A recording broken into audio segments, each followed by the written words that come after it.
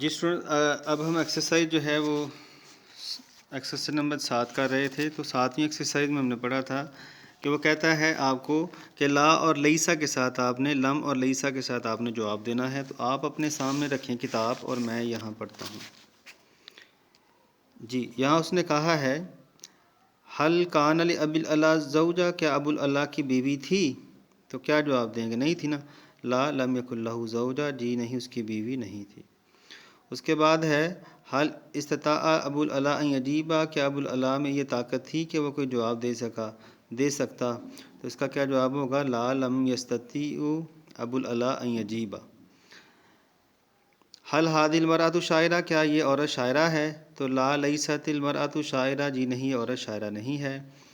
حل ہؤلاء طلاب، کیا یہ طالب علم ہیں؟ لا لیسوا طلابا، جی نہیں یہ طالب علم نہیں ہے. لیسا لیسا لیسو، تو زیادہ طالب علم ہے تو لیسو آئے گا.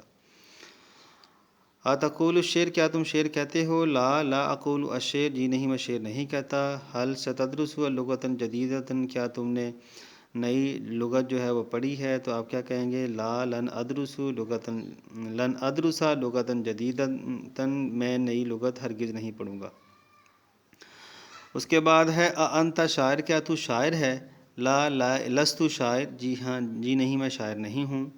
اس کے بعد 8واں ہے حل تحب اللغات، کیا آپ کو لغت پسند ہے؟ لا لا احب اللغات، جی نہیں مجھے لغت پسند نہیں ہے. آگے جو ہے وہ ایکسرسائز آخری ہے. درس تدریب الثامن، بڑی آسان ہے. مطلب یہ کالم آپ نے ملانا ہے. 20 نمبر کا کالم آتا ہے اور جو ہے یہ دیکھیں میں نے حل کر کے رکھا ہوا ہے جیسے ہم نے پیچھے حل کیا تھا نا. دیکھیں تو قال ابو العلا المؤری، کان ابو العلا المؤری، کیا تھا جی ابو العلا المؤری؟ شاعرا عظیما، عظیم شاعر تھا. قال ابو العلا الشعر، ابو العلا شعر کہے وهو صغیر، جب وہ چھوٹا تھا.